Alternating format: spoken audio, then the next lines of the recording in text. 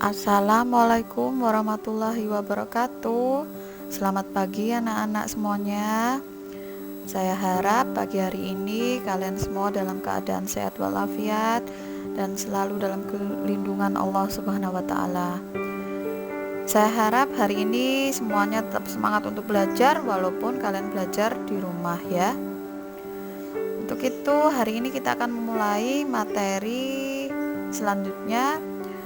Materi hari ini saya sampaikan sedikit saja karena ini lanjutan dari materi minggu kemarin, yaitu tentang basa rinenggo ing teks.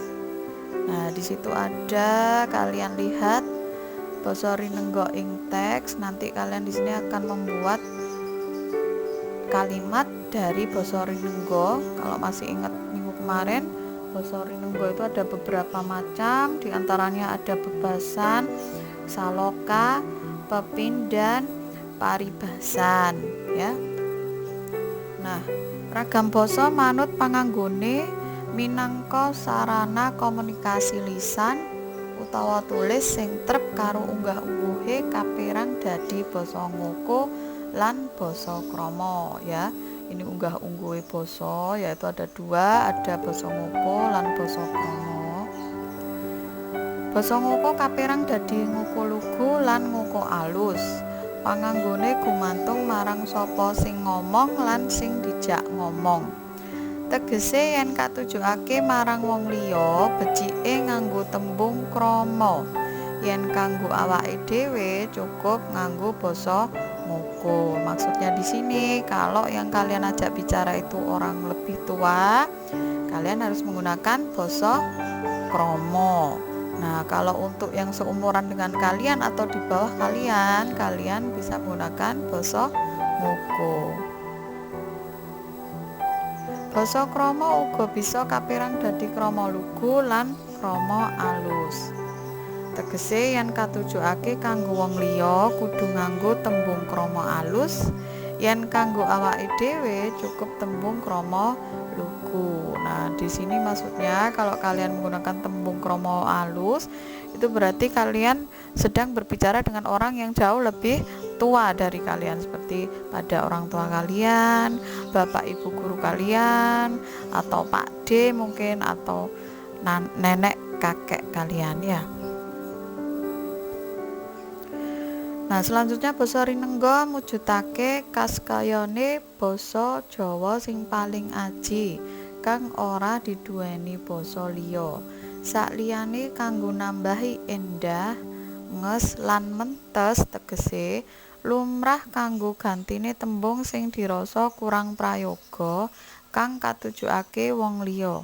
Kanthi pasemon, wujud sanepan, paribasan, bebasan, saloka, lan tembung entar. Nah, itu tadi adalah basa rinenggo yang minggu kemarin juga sudah diterangkan dengan sangat panjang lebar.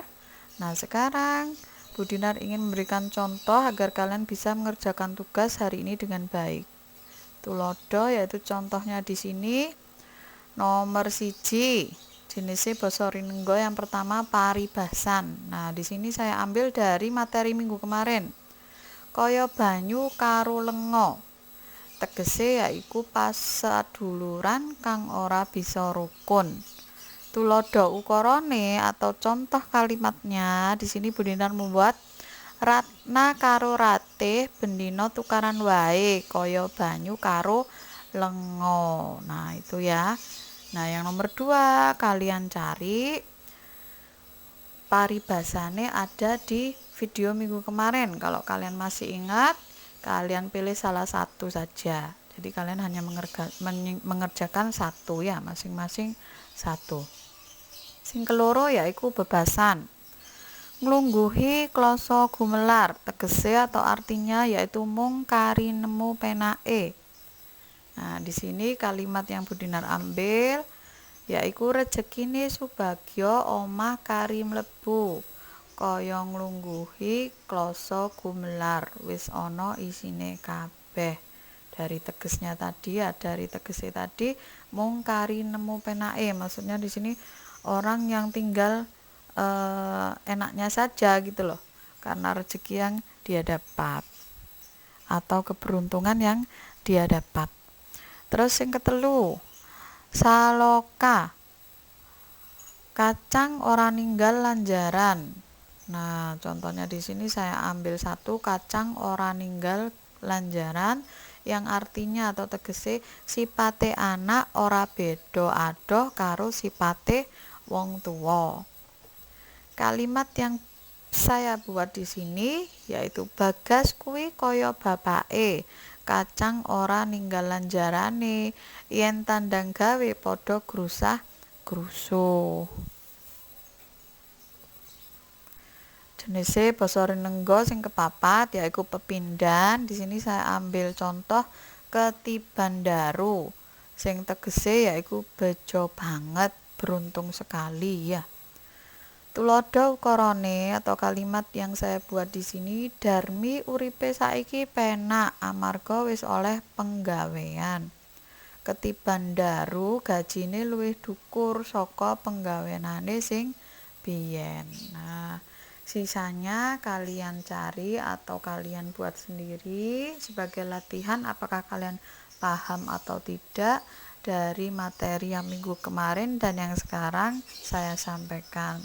Saya harap tugas hari ini bisa diselesaikan dengan baik. Setelah selesai jangan lupa difoto lalu dikirim ke GC. Saya tunggu hari ini.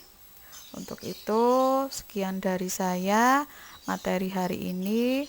Semoga hari ini semuanya bisa memahami yang sudah saya sampaikan.